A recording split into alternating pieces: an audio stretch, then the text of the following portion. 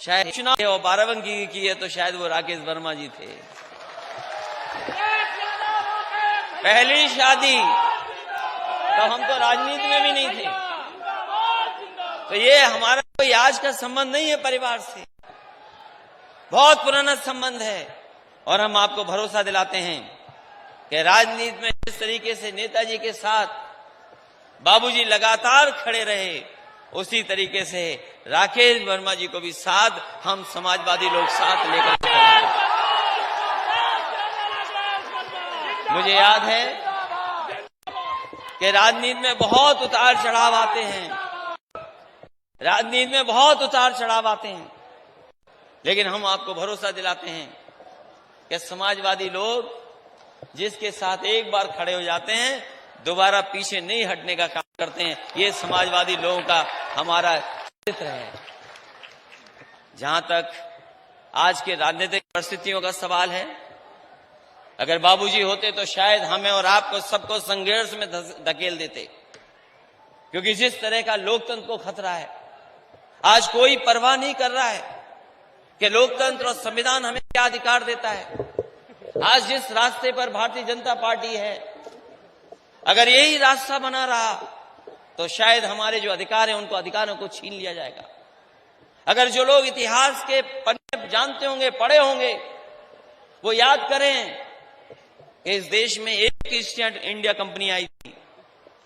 वो एक कंपनी थी, कारोबार करने आई थी, वो बाजार दे करके कारोबार कर रही थी, और यहां से न जाने कितना बड़ा बड़ा कारोबार किया उन्होंने। और वो ईस्ट इंडिया कंपनी कब सरकार बन गई कोई जाना ही नहीं। केवल एक कानून पास हुआ था, जो कंपनी थी ईस्ट इंडिया कंपनी थी, जो कारोबार करने आई थी, उसमें एक कानून पास हुआ, वही कंपनी सरकार बन गई। और जिन हालातों में हम और आप लोग देख रहे हैं, देश की जो परिस्थितियां बन गई हैं, ये भारतीय जनता पार्टी के लोग लगातार सरकारी चीजों को कंपनियां बना रहे हैं। और सोचिए, कभी अगर सरकारी चीजें कंपनी बन जाएंगी तो हमारे आपके अधिकारों का क्या होगा। जिन अधिकारों के लिए समाजवादी आंदोलन न जाने कितने हुए हैं, यहां पर बैठे हुए न जाने कितनी लड़ाई लड़ी होगी, अगर चीजें प्राइवेट हाथ में चली जाएंगी तो बताओ आपके आरक्षण का क्या होगा, आपकी नौकरियों का क्या होगा। जो अधिकार मिल रहे थे आपको संविधान से, उन अधिकारों का क्या होगा, ये सबसे बड़ा सवाल है। और यहां तो हम जानते हैं ये सब खेती करने वाले लोग हैं, ये जितने बैठे हमें दिखाई दे रहे हैं ये सब खेती से जुड़े लोग हैं, कोई बड़ा कारोबार वाला नहीं है, सब अपना खेत में खेती करते हैं। तो बताओ अगर ये अधिकार छीनने लगेंगे तो हमारी खेती का क्या होगा। अभी जो 3 कानून पास हुए दिल्ली में, याद रखना किसान भाइयों, ये कानून अगर जमीन तक पहुंच गए, धीमे धीमे ये कारोबार, ये आपकी खेती बड़े उद्योगपतियों के हाथ में आ जाएगी, बड़े कारोबार करने वाले लोगों के हाथ में चला जाएगा। तो जो मुनाफा मिलना है आपको, वो मुनाफा नहीं मिल सकता। अगर कोई जिम्मेदार है इसके लिए तो वो भारतीय जनता पार्टी है, जो 3 कानून लेकर के आई है हमारी आपकी जमीन छीनने के लिए। इसलिए हम कहना चाहते हैं इस मौके पर, जब बाबूजी को हम लोग याद कर रहे हैं, हम उनके आदर्शों पे चलने वाले लोग हैं, उनके दिखाए हुए रास्ते पे चलने वाले लोग हैं। ये कानून जो आ रहे हैं उनका लगातार समाजवादी पार्टी विरोध करेगी, और जब कभी हमें मौका मिलेगा इन कानूनों को बाहर करने का काम समाजवादी लोग करेंगे, क्योंकि इन कानूनों से हमारे किसान और हमारे नौजवानों का भविष्य छिनने जा रहा है। इसलिए जहां किसान का सवाल हो, जहां किसान का सवाल हो, क्योंकि किसान ही हमारी अर्थव्यवस्था की रीढ़ है। ये जो वैश्विक महामारी आई, अगर किसी ने देश की अर्थव्यवस्था बचाई है तो हमारे गरीबों किसानों ने अर्थव्यवस्था बचाई है।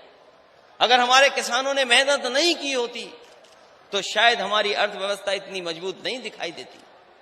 हमारा किसान, गांव में रहने वाले लोग लगातार मेहनत करते रहे, उन्होंने इस बीमारी की परवाह नहीं की, और अगर बीमारी की परवाह की होती तो शायद हमें खाने को नहीं मिलता, हमारे पेट में अनाज नहीं पहुंचता। सोचिए, किसान जो खेती करता है, खेत में रहता है, जो फसल पैदा कर करके न जाने कितनों का पेट भरता है, और यही किसान है जो पेट भरता है यही किसान है जो हमें कपड़े पहनाता है। और सोचो किसानों के बारे में भारतीय जनता पार्टी की राय क्या है। यही भारतीय जनता पार्टी के लोग जिस समय किसान अपना हक मांग रहे थे तो भारतीय जनता पार्टी के लोग कह रहे थे ये आतंकवादी है, ये लोग बाहर से आए लोग हैं। इतना अपमान कभी किसानों का नहीं किया गया होगा जितना किसानों का अपमान भारतीय जनता पार्टी ने। इसलिए जब हम याद कर रहे हैं, श्रद्धांजलि दे रहे हैं, तो ये भी याद करें कि ऐसे लोग भारतीय जनता पार्टी के लोग जो हमारे किसानों को अपमानित कर रहे हैं, कह रही हैं आतंकवादी हैं, उन्हें आने वाले समय में हम लोग सबक सिखाने का भी काम करेंगे। क्योंकि बाराबंकी ऐसा जिला है जो समाजवादी जिला है और बाराबंकी जिला वो है जो समाजवादी सरकार बनाता है। जब बाराबंकी जीतता है तब सरकार बनती है। जब सरकार बनी है तो बाराबंकी जिता करके बाराबंकी ने सरकार बनाई है। और ये समाजवादी धरती है। अगर हम पुराना देखें, लोहिया जी के साथी, लोहिया जी के सिद्धांतों को आगे ले जाने वाले भी इस जमीन पर रहे हैं। अगर हम याद करें राम सेवक यादव जी को, नेताजी को और आदरणीय बाबूजी, यही वो लोग हैं। और जायसवाल जी जिन्होंने इस समाजवादी आंदोलन को आगे ले जाने का काम किया है। इसलिए आने वाली पीढ़ी से भी हम कहना चाहते हैं, नौजवानों से, ये हमारे किसान भाई बैठे हैं, माताएं बहनें हैं, हम आपसे भी कहना चाहते हैं कि अगर कोई समाज को, देश को, प्रदेश को आगे ले जा सकता है तो वही सिद्धांत, समाजवादी आंदोलन वाले सिद्धांत ही आपको आगे ले जाने का काम करेंगे। अगर खुशहाली का रास्ता कोई दिखा सकता है तो यही समाजवादी आंदोलन है जो खुशहाली की तरफ ले जाने का काम कर रहा है। इसलिए नौजवानों, हम आपसे भी कहते हैं, ये नौकरियां नहीं मिलने वाली, ये रोजगार के अवसर इसलिए खत्म किए जा रहे हैं कि आप उनकी तरफ देखें। और अगर रोजगार, नौकरी और काम नहीं होगा तो सोचो हमारे नौजवानों का भविष्य होगा। सबने कितने बड़े बड़े दिखाए सरकार ने। इसी सरकार ने कहा कि हम इतना कारोबार ले आएंगे, इतना काम फैला देंगे, इतने उद्योग लगा देंगे। अब तो 4 साल पूरे हो गए, बताओ कितने उद्योग लग गए हैं। 4 साल पूरे हो गए, 5वें साल पूरा होने जा रहा है। बताओ कहां उद्योग लग गया है। लखनऊ में तो नहीं लगा, बताओ बाराबंकी में कहीं उद्योग लगा दिया हो तो बता दो हमें और आपको बताया कि 5 लाख करोड़ के करार हो गए, एमओयू हो गए हैं। बड़े बड़े उद्योगपति बुलाए गए थे लखनऊ में, बड़े बड़े कारोबार करने वाले लोग बुलाए गए थे और 5 लाख करोड़ का एमओयू हुआ।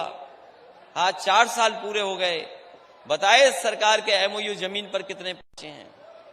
यही किसान पथ 10 साल से बन रहा, अभी तक नहीं बन पाया।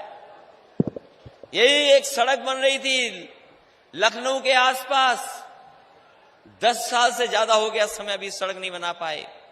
और याद कीजिए, समाजवादियों की सरकार थी, जब समाजवादी काम करते थे तो 22-22 महीने में एक्सप्रेस वे बना करके खड़ा कर देते थे। ये समाजवादियों का काम करने का तरीका है। और ये सरकार हमसे और आपसे क्यों दूर भाग रही है। वो बातें नहीं कहूंगा मैं अपने मुख्यमंत्री जी की कि अगर वो लाल टोपी देख लें तो कितना घबरा जाते हैं। वो लाल रंग देख के ही घबरा रहे हैं। और वो घबरा इसलिए रहे हैं क्योंकि वो जानते हैं कि आने वाले समय में अगर कोई सरकार बनाने जा रहा है तो यही हमारे लाल टोपी वाले सरकार बनाने जा रहे हैं। और सरकार इसलिए बनने जा रही है क्योंकि जनता को दुख दिया है सरकार ने। इतनी परेशानी, इतनी तकलीफ कभी जनता को नहीं मिली होगी। और एक एक फैसले से परेशानी आई है। हालांकि नोटबंदी बहुत पुराना फैसला था। याद कीजिए, नोटबंदी के समय पर कहा गया कि सब भ्रष्टाचार खत्म हो जाएगा, काला धन आ जाएगा, महंगाई पे नियंत्रण लग जाएगा। बताओ, नोटबंदी इतने साल हो गए हो करके क्या भ्रष्टाचार खत्म हो गया? क्या बेईमानी खत्म हो गई? और फिर उसके बाद इन्होंने वैश्विक महामारी का सहारा लेकर के हमारे और आपके सबके नाक और मुंह बंद कर दिए। ऐसा फैसला लिया सरकार ने कि आप और हम सब नाक और मुंह बंद कर करके रहे। साल काट दिया हमने, पूरी साल गुजार दी इसी तरीके से। वैश्विक महामारी के नाम पर न जाने कितना अपमानित होना पड़ा, कमरों में रहना पड़ा, घरों में रहना पड़ गया। अगर कोई बाहर निकलता था तो पुलिस हमें दौड़ा लेती थी, लाठी मारती थी कि जाओ घर के अंदर। कितना अपमानित होना पड़ा। इतने बुरे दिन हम लोगों ने वैश्विक महामारी में देखे जितने शायद किसी ने भी बुरे दिन नहीं देखे होंगे। कारोबार छिन गया लोगों का, लोगों की नौकरी छिन गई। जो छोटा मोटा कारोबार करते थे सड़क के किनारे, उनका भी कारोबार खत्म हो गया। अब कारोबार नहीं शुरू हो पा रहा है। और यही लोग जो हम लोगों को कभी कभी डंडा दिखा करके डराते थे, ये भूल गए कि इनका भी वेतन सरकार ने काट लिया वैश्विक महामारी के नाम पर। कोई सरकारी कर्मचारी नहीं बचा, कोई सरकारी कर्मचारी नहीं बचा जिसका वेतन न काट दिया हो। और यही पुलिस के वर्दी वाले पहनने वाले, इनका सबसे ज्यादा वेतन कटा है। तो वैश्विक महामारी के नाम पर हमें और आपको कितनी तकलीफ का सामना करना पड़ा। सुना है कि फिर वैश्विक महामारी का सहारा सरकार लेना चाहती है। सुना है कि वैश्विक महामारी का सहारा लेना चाहती है फिर सरकार, और उसका सहारा लेकर के उत्तर प्रदेश के चुनाव को प्रभावित करना चाहती है सरकार। ये पंचायत का चुनाव बड़ा चुनाव होता है, ये प्रभावित करना चाहती है सरकार। चुनाव नहीं था तो वैश्विक महामारी नहीं थी। बंगाल में चुनाव है, कोई वैश्विक महामारी नहीं है बीजेपी के लिए। लेकिन यहां पर कुछ फेरबदल करना है तो वैश्विक महामारी है यहां पर। इसलिए सावधान रहिए इन लोगों से। ये वैश्विक महामारी के बहाने हमारे आपके हक छीन रही है। वैश्विक महामारी के पीछे हमारे आपके अधिकारों को छीनने का काम हो रहा है। सोचिए आप, वैश्विक महामारी के पीछे 3 कानून ऐसे ले आए जिससे हमारे किसानों की पूरी खेती छिन जाएगी। वैश्विक महामारी चल रही है, कोई कारोबार नहीं हो पा रहा है। जब हमारे गरीब की सबसे ज्यादा मदद होनी चाहिए, उस समय बताओ डीजल पेट्रोल कितना महंगा कर दिया। कोई सोच सकता है कि डीजल और पेट्रोल इतना महंगा हो जाएगा? डीजल पेट्रोल महंगा, कीमतें बढ़ती चली जा रही हैं। और याद रखना, जिस समय डीजल पेट्रोल महंगा होता है उसी समय पूरी की पूरी महंगाई आ जाती है। आज महंगाई के खिलाफ नहीं बीजेपी कुछ बोल रही है। याद करिए वो समय जब भारतीय जनता पार्टी के लोग प्याज की माला डाल करके जनता को गुमराह कर रहे थे। महंगाई के लेकर के प्याज की माला डाल के घूमते थे, सिलेंडर को लेकर के दिखाते थे। आज बताओ उज्ज्वला का क्या हालत है? क्या कोई अपना उज्ज्वला का सिलेंडर भरा सकता है? जो कीमत मामूली थी आज कितनी पहुंच गई। हम यही जानना चाहते हैं भारतीय जनता पार्टी से कि जो मुनाफा हो रहा है महंगाई के कारण, आखिरकार ये मुनाफा जा किसके पास रहा है? अगर मुनाफा उद्योगपतियों पे जा रहा है तो हमारे किसानों को क्या लाभ है इसका? इसलिए आपको बहुत सोचना पड़ेगा।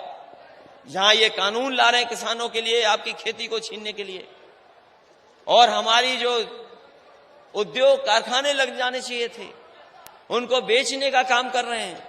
अगर सरकारी कंपनियां बिक जाएंगी तो शायद हमें मिलने वाले अधिकार नहीं मिल पाएंगे। इसलिए आज जब हम श्रद्धांजलि के दिन बाबूजी को याद कर रहे हैं तो उन चीजों को भी याद करना जिन चीजों को लेकर के बाबूजी ने अपने जीवन पर संघर्ष किया। उन्होंने जीवन भर लोगों को जगाने का काम किया।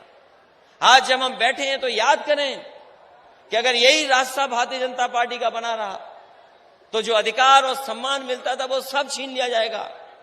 इसलिए आज जब हम लौटे श्रद्धांजलि सभा के बाद तो यही संकल्प लें कि जो बाबूजी ने रास्ता दिखाया था उसी रास्ते पे चल करके हम समाज को और आगे बढ़ाने का काम करेंगे। मुझे खुशी है इस बात की, उनके सहयोगी साथी इतनी बड़ी संख्या में आए, आज उन्हें याद कर रहे हैं। वो संकल्प लेकर के भी जाएंगे कि आने वाले समय में जब मौका मिलेगा तो ऐसी ताकतें जो हमारे पिछड़ों के अधिकारों को छीन रही है, जो हमारे अल्पसंख्यक भाइयों को अपमानित कर रही है ताकतें, जो हमारे नौजवानों को आगे बढ़ने से रोक रही हैं, उन ताकतों के खिलाफ एकजुट होकर के उन ताकतों को सबक सिखाने का काम करेंगे। यही सच्ची श्रद्धांजलि होगी। इन्हीं शब्दों के साथ मैं अपनी पार्टी के सभी नेताओं को बहुत बहुत बधाई देता हूं। आई हुई जनता का बहुत बहुत धन्यवाद देता हूं। राकेश वर्मा जी को और उनके परिवार के सभी सदस्यों को धन्यवाद देता हूं कि उन्होंने एक ऐतिहासिक फैसला लेकर के जब पहली पुण्यतिथि मना रहे हैं, जब हम लोग मिल करके आदरणीय बाबूजी को याद कर रहे हैं, तो यही सबसे बड़ी श्रद्धांजलि होगी कि आने वाले समय में जो रास्ता उन्होंने दिखाया था, उसी रास्ते पे चल करके उन्हीं आदर्शों को अपना करके उन्हीं आदर्शों को और आगे बढ़ा करके हम काम करेंगे। आप सबका बहुत बहुत धन्यवाद और बहुत बहुत मैं आभार प्रकट करता हूं।